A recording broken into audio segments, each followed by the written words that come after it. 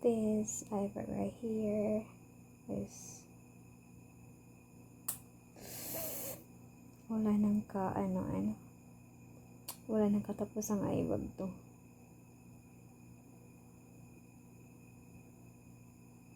If any tips guys, saan pag wala ang eyebag? Oh? Kukuha naman yung eyebag ni. Ano naman yung nakuha? So you have some tips guys.